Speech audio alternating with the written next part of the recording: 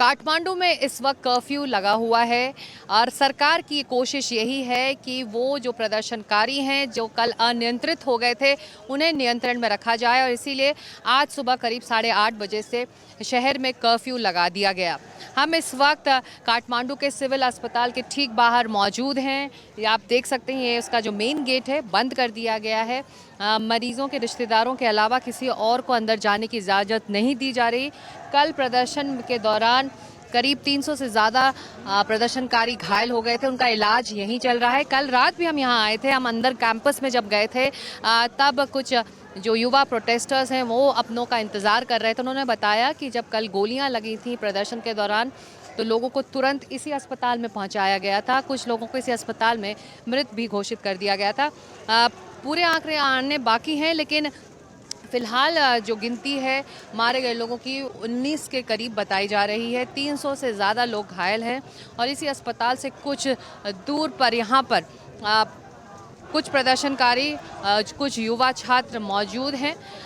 लगातार नारेबाजी वो कर रहे हैं, चाहते हैं कि जो नेतृत्व है वो इसकी जिम्मेदारी ले और इस्तीफ़ा दे। वो गृह मंत्री के इस्तीफे से खुश नहीं हैं। वो चाहते हैं कि नेपाल का जो नेतृत्व है वो किसी दूसरे के हाथ में जाए और प्रधानमंत्री ओली इस्तीफ़ा दें अपने पूरे मंत्रिमंडल के साथ। एक तरह से मायूसी है युवाओं में यहाँ के आर्थिक संकट को लेकर, बेरोजगारी को लेकर, नेपोटिज्म को लेकर। और हालांकि ये जो पूरा प्रदर्शन है वो सोशल मीडिया प्लेटफॉर्म के बैन से नाराज़गी से शुरू हुआ था, लेकिन ये युवा छात्र कह रहे हैं कि ये नाराज़गी इसीलिए है क्योंकि ये वो प्लेटफॉर्म था जहाँ पर ये सभी अपनी बात रख पा रहे थे। भ्रष्टाचार के खिलाफ जो तमाम उनके पास चीज़ें थी बताने के लिए वो अपने सोशल मीडिया प्लेटफॉर्म्स के ज़रिए ही बता रहे थे, लेकिन अब जब सरकार ने इसे बंद करने का फैसला किया तो वो नाराज़ हो गए। हालांकि कल के प्रदर्शन के दबाव ने सरकार ने एक बड़ा फैसला लेते हुए इस बैन को हटाने का भी उन्होंने एक फैसला लिया, उस पर कैबिनेट ने मुहर भी लगा दी।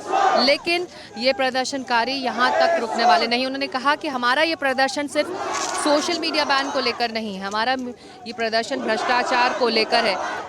सोशल मीडिया बैन हट चुका है, आगे कैसे बढ़ेंगे अपने प्रदर्शन को लेकर? आप लोग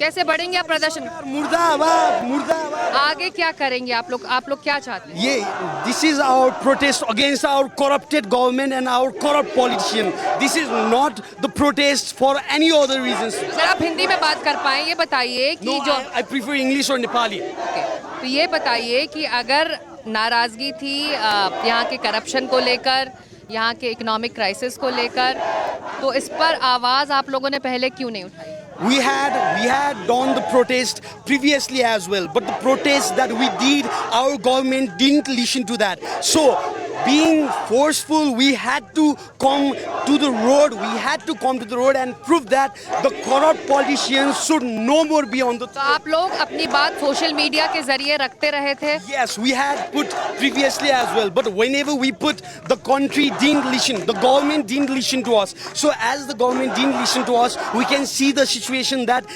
despite being in the population dividend, the youths are leaving the country just because of these corrupt politicians and. यहाँ पे आपके सहयोगी है, क्या है इसका क्या मतलब बताइए? इसका मतलब है कि जब एक लीडर ही देश का भ्रष्ट नागरिक हो, वो कैसे देश को विकास के दायरे पे ले सकता है? Democracy dies when leadership never retires. वहाँ लीडर केपी ओली आज तक क्या कर रहे थे?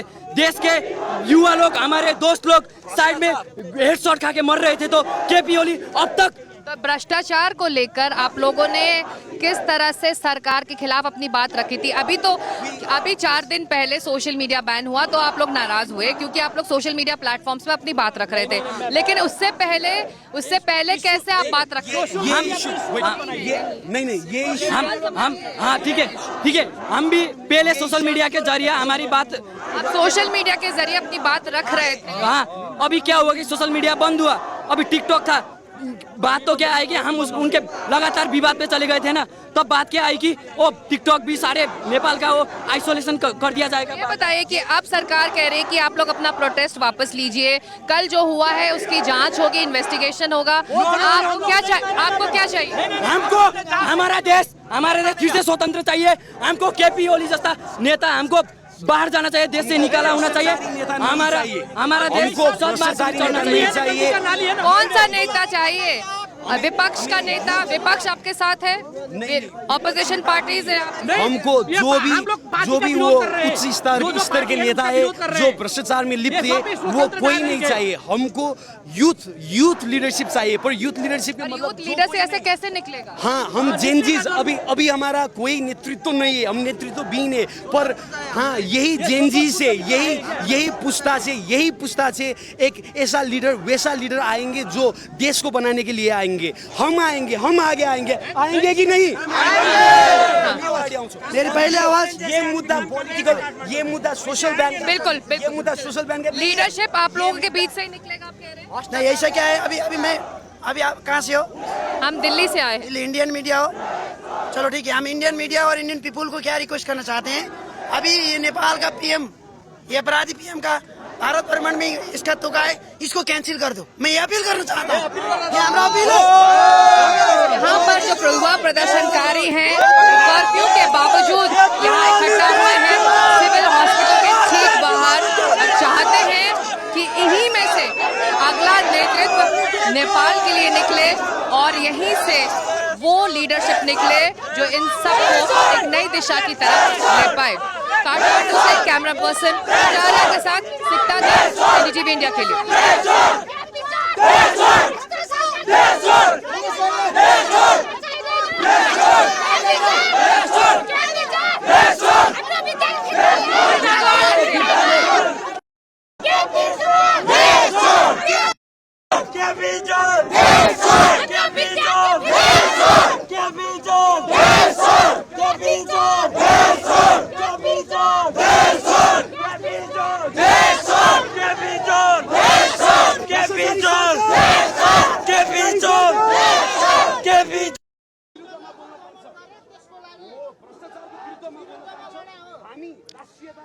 काठमांडू में चल रहे विरोध प्रदर्शन में नेपाल की आधी आबादी ही उतनी ही